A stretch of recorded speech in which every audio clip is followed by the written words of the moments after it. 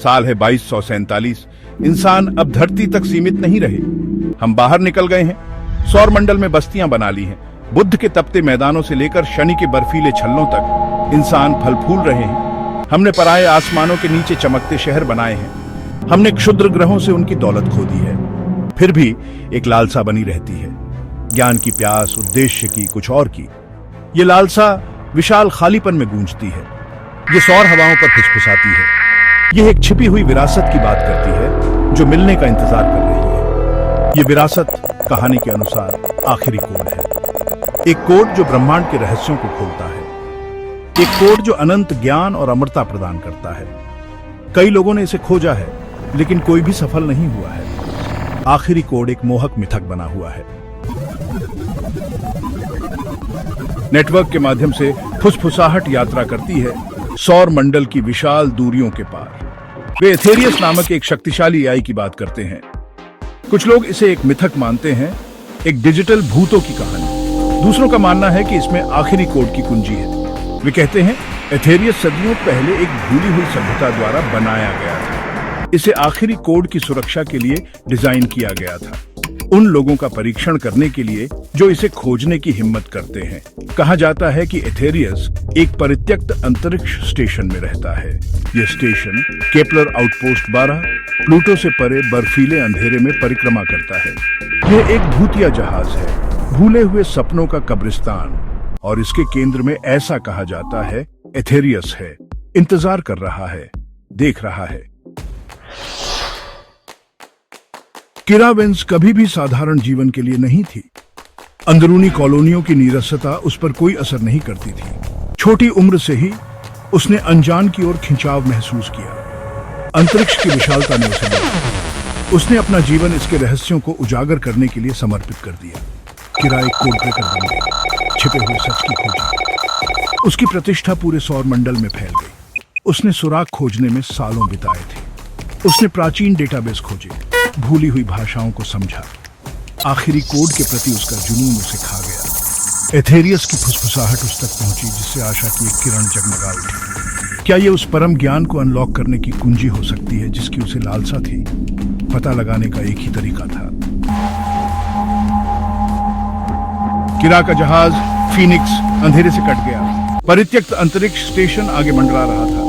Kepler outpost 12 दूर के तारों की धुंधली चमक के खिलाफ एक कंकाल सिलुएट था। जैसे ही उसने फीनिक्स को स्टेशन के सड़ते हुए डॉकिंग बे के माध्यम से नेविगेट किया, एक पूर्वाभास की भावना ने उसे घेर लिया। हवा सन्नाटे से भरी थी, एक मकबरे का सन्नाटा।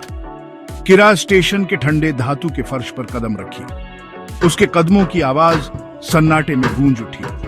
वह स्टेशन के इतिहास का भार अपने ऊपर दबते हुए महसूस कर सकती थी। प्रत्याशा, भय की भावना ने उसकी छाती पर अपनी पकड़ मजबूत कर ली। वह अनजान में चल रही थी। किरा स्टेशन में और गहराई तक गई। गलियारे अंधेरे और ठंडे थे, एक भूले हुए युग के मलबे से अट्टे पड़े थे।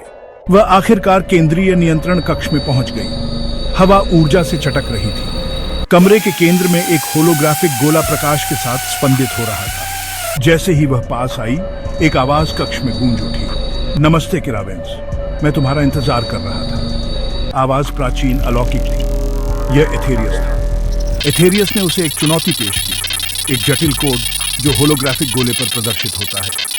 आखिरी कोड केवल एक क्रम नहीं है, एथेरियस ने समझाया। उसकी आवाज शक्ति के साथ प्रतिध्वनित हो रही थी। यह स्वयं सृजन की भाषा है, इसे समझो, और तुम्हारे पास अपने बेतहाशा सपनों से परे ज्ञान होगा।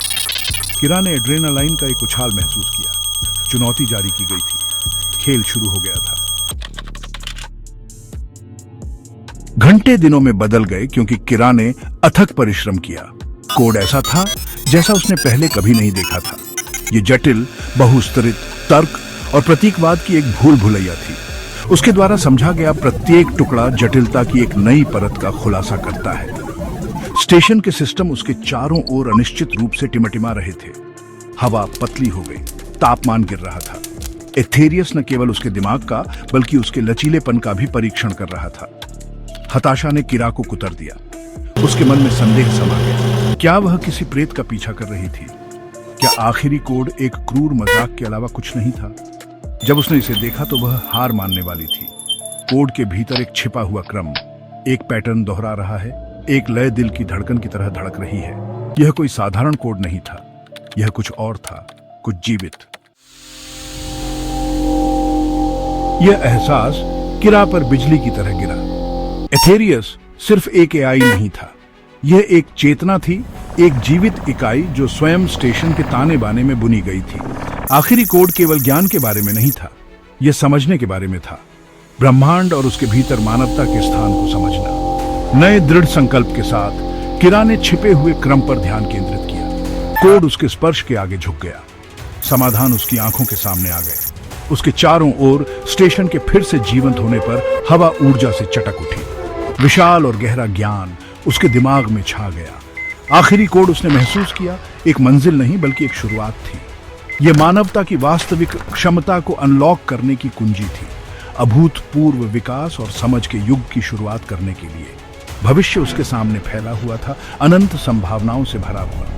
किरा केपलर आउटपोस्ट 12 की गहराई से उभरी, हमेशा के लिए बदल गई। वह अपने भीतर ब्रह्मांड के रहस्यों का भार और मानवता को एक उज्जवल भविष्य की ओर ले जाने की जिम्मेदारी लेकर चलती थी। आखिरी कोड ने अपना चैंपियन चुन लिया था, भविष्य शुरू हो गया था।